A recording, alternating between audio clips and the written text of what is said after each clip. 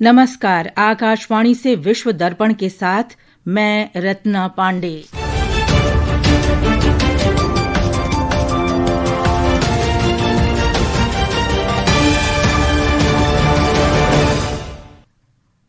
मुख्य समाचार। यूरोपीय नेताओं ने ग्रीनलैंड को कब्जे में लेने की अमेरिकी राष्ट्रपति डोनाल्ड ट्रंप की धमकी खारिज की। यूक्रेन के सहयोगी देश उसकी सुरक्षा गारंटी पर चर्चा के लिए पेरिस में मिले। संयुक्त राष्ट्र बांग्लादेश में आगामी संसदीय चुनाव में पर्यवेक्षक नहीं भेजेगा। इजराइल ने लेबनान में हिजबुल्लाह और हमास के कई ठिकानों पर हमले किए। विदेश मंत्री डॉक्टर एस जयशंकर ने भारत यूरोपीय संघ संबंधों को मजबूत करने के लिए लग्जमबर्ग के प्रधानमंत्री ल्यूक फ्रीडन से मुलाकात की। और स्क्वाश में अनाहत सिंह पहली बार ब्रिटिश जूनियर ओपन के महिला अंडर 19 फाइनल में। और अब समाचार विस्तार से। यूरोपीय नेताओं ने ग्रीनलैंड को कब्जे में लेने की अमेरिकी राष्ट्रपति डोनाल्ड ट्रंप की धमकी को खारिज कर दिया है। वेनेजुएला में अमेरिकी अभियान के तुरंत बाद अमेरिका के राष्ट्रपति डोनाल्ड ट्रंप की ग्रीनलैंड के बारे में की गई टिप्पणियों ने डेनमार्क को चिंतित कर दिया। प्रमुख यूरोपीय शक्तियों के नेताओं ने आज ग्रीनलैंड का समर्थन करते हुए एक संयुक्त बयान जारी किया। इसमें कहा गया है कि आर्कटिक द्वीप उसके लोगों का है। ये संयुक्त बयान France, Britain, Germany, Italy, Poland, Spain और डेनमार्क के नेताओं द्वारा जारी किया गया था। नाटो ने स्पष्ट कर दिया है कि आर्कटिक क्षेत्र उसकी प्राथमिकता है और यूरोपीय सहयोगी अपनी भूमिका बढ़ा रहे हैं। ग्रीनलैंड ने बार बार कहा है कि वो अमेरिका का हिस्सा नहीं बनना चाहता है। इस बीच यूक्रेन के सहयोगी देश आज पेरिस में बैठक कर रहे हैं। इसका उद्देश्य यूक्रेन के लिए दीर्घकालिक सुरक्षा गारंटी को औपचारिक रूप देना है। सहयोगी देश एक ऐसे कानूनी ढांचे पर सहमति बनाने का प्रयास कर रहे हैं जो रूस द्वारा भविष्य में किसी भी सशस्त्र हमले की स्थिति में यूक्रेन को तत्काल सैन्य और वित्तीय सहायता सुनिश्चित करे। एक रिपोर्ट। शिखर सम्मेलन से पहले तैयार किए गए एक मसौदा बयान के अनुसार इन प्रतिबद्धताओं में सैन्य क्षमताओं, खुफिया और रसद सहायता का उपयोग, राजनयिक पहल और अतिरिक्त प्रतिबंधों को अपनाना शामिल हो सकता है। इस मसौदे को अभी पेरिस में यूक्रेन के सहयोगी देशों के सहयोगी गठबंधन के नेताओं की मंजूरी की आवश्यकता है। फ्रांस ने कहा कि बैठक का उद्देश्य यूक्रेन के लिए सुरक्षा गारंटी पर अमेरिका, यूक्रेन और यूरोपीय सहयोगियों के बीच एकजुटता दिखाना है। बैठक में 27 राष्ट्राध्यक्षों सहित 35 देशों के प्रतिनिधियों के शामिल होने की उम्मीद है। विश्व दर्पण के लिए आनंद पाठक। संयुक्त राष्ट्र 12 फरवरी को बांग्लादेश में होने वाले संसदीय चुनाव के लिए पर्यवेक्षक नहीं भेजेगा।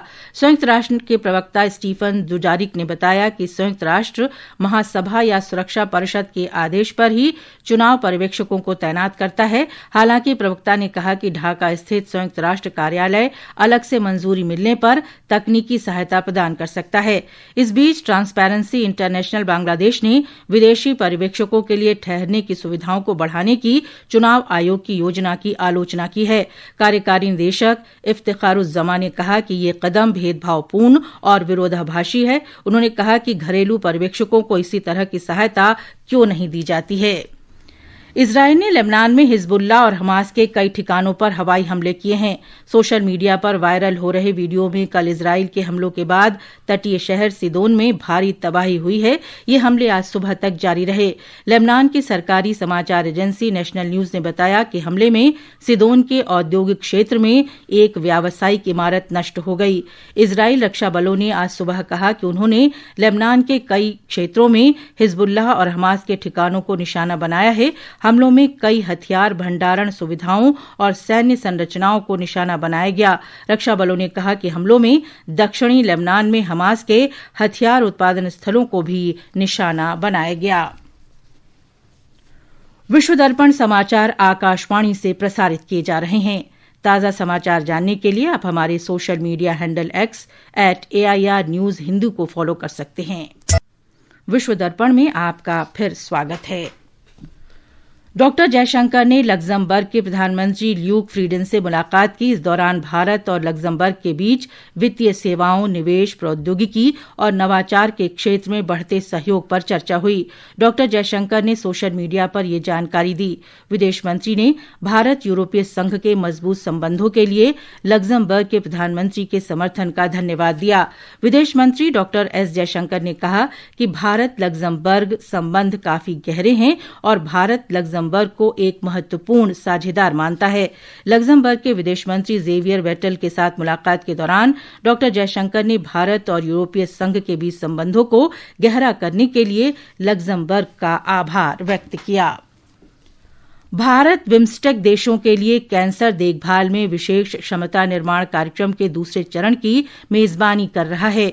विदेश मंत्रालय ने कहा है कि कैंसर देखभाल में विशेष क्षमता निर्माण कार्यक्रम का शुभारंभ आज विशाखापट्टनम में टाटा मेमोरियल सेंटर के होमी भाभा कैंसर अस्पताल और अनुसंधान केंद्र में किया गया। प्रधानमंत्री नरेंद्र मोदी ने छठे बिम्स्टेक शिखर सम्मेलन में इस पहल की घोषणा की थी। इसका उद्देश्य स्वास्थ्य सेवा के महत्वपूर्ण क्षेत्रों में भारतीय विशेषज्ञता के साथ इस क्षेत्र में क्षमता निर्माण करना है। बांग्लादेश के नरसिंगदी शहर में अज्ञात हमलावरों ने एक 40 वर्षीय हिंदू व्यक्ति की धारदार हथियार से हत्या कर दी। नरसिंगदी जिले में किराना व्यापारी मोनी चक्रवर्ती की हत्या से पूरे बांग्लादेश में भय और आक्रोश बढ़ गया है। मोनी की हत्या थोड़े ही समय में इस तरह की चौथी घटना है। एक रिपोर्ट। बांग्लादेश पुलिस के अनुसार मोनी चक्रवर्ती पर कल रात 11 बजे हमला हुआ और उनकी हत्या कर दी गई। मोनी अपनी दुकान बंद करके घर लौट रहे थे, तभी अज्ञात हमलावरों ने उन पर हमला कर दिया। स्थानीय लोग उन्हें पलाश उप जिला स्वास्थ्य केंद्र ले गए, जहां डॉक्टरों ने उन्हें मृत घोषित कर दिया। 5 जनवरी को जशोर के कोपलिया बाजार में हिंदू व्यापारी और पत्रकार राणा प्रताप की हत्या के बाद दहशत और बढ़ गई है। मानवाधिकार समूहों और अल्पसंख्यक समुदाय के सदस्यों ने हिंदुओं की बार बार हो रही हत्याओं पर गंभीर सवाल उठाए हैं। उनका कहना है कि गिरफ्तारी में देरी और स्थानीय अधिकारियों की कमजोर कार्रवाई अपराधियों को बढ़ावा दे रही है और अल्पसंख्यक समुदायों में दहशत का माहौल है। विश्व दर्पण के लिए मैं अर्जुन शर्मा। श्रीलंका ने वर्ष 2025 में पर्यटन क्षेत्र में भारतीय पर्यटकों की बदौलत जोरदार वापसी की है। पिछले वर्ष कुल पर्यटक आगमन रिकॉर्ड 23 लाख से अधिक रहा। इसने साल 2018 के पिछले रिकॉर्ड तोड़ दिए। श्रीलंका के पर्यटन मंत्री विजिता हेरत ने कहा कि पर्यटन क्षेत्र से 2025 में 3 अरब 20 करोड़ डॉलर का राजस्व अर्जित हुआ। ये देश की आर्थिक स्थिति में महत्वपूर्ण भूमिका निभाता है। 5,30,000 से अधिक भारतीय श्रीलंका पहुंचे। ये कुल आगमन का 27% था। इसके बाद ब्रिटेन 9% और रूस से 8% पर्यटक आए। श्री हेरत ने कहा कि श्रीलंका ने 2026 में 30 लाख पर्यटकों के आगमन का लक्ष्य रखा है। नेपाल में सांप्रदायिक तनाव के बीच कानून व्यवस्था बनाए रखने के लिए पर्सा जिला प्रशासन ने आज वीरगंज महानगर पालिका में कर्फ्यू बढ़ा दिया है। सोशल मीडिया प्लेटफॉर्म टिकटॉक पर की गई टिप्पणियों को लेकर 2 समुदायों के बीच विवाद बढ़ने के बाद क्षेत्र में अशांति फैल गई। रविवार को कमला नगर पालिका में एक मस्जिद में तोड़फोड़ के बाद स्थिति और बिगड़ गई। विरोध में प्रदर्शनकारियों ने वीरगंज और आसपास के इलाकों में रैलियां निकाली, टायर जलाए और नारे लगाए। कल शाम से निषेधाज्ञा लागू होने के बावजूद विरोधी गुटों ने प्रदर्शन जारी रखा। जापान के पश्चिमी हिस्से में स्थित शिमाने प्रांत में आज 6.4 तीव्रता का भूकंप आया। इससे कई लोग घायल हो गए। जापान के मौसम विभाग के अनुसार भूकंप आज सुबह पूर्वी शिमाने प्रांत में लगभग 10 किलोमीटर की गहराई पर आया। पश्चिमी तोटोरी प्रांत में भी अधिकतम 4 तीव्रता तक के दीर्घकालिक भूकंपन महसूस किए गए। सरकारी समाचार एजेंसी के अनुसार प्रभावित क्षेत्रों में कई घर क्षतिग्रस्त हुए हैं। भारत की Anahat Singh British Junior Open squash championship के फाइनल में पहुंच गई हैं। बर्मिंघम में महिलाओं की अंडर 19 वर्ग के सेमीफाइनल में आज उन्होंने मिस्र की मलिका अल कराक्सी को लगातार गेम में पराजित किया।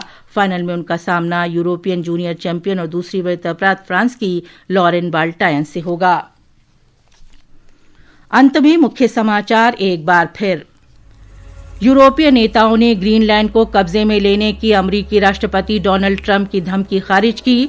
यूक्रेन के सहयोगी देश उसकी सुरक्षा गारंटी पर चर्चा के लिए पेरिस में मिले। संयुक्त राष्ट्र बांग्लादेश में आगामी संसदीय चुनाव में पर्यवेक्षक नहीं भेजेगा।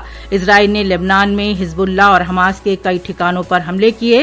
विदेश मंत्री डॉक्टर एस जयशंकर ने भारत यूरोपीय संघ संबंधों को मजबूत करने के लिए लग्जमबर्ग के प्रधानमंत्री ल्यूक फ्रीडन से मुलाकात की और स्क्वाश में अनहाद सिंह पहली बार ब्रिटिश जूनियर ओपन के महिला अंडर 19 फाइनल में। इसके साथ ही विश्व दर्पण का ये अंक समाप्त हुआ। नमस्कार।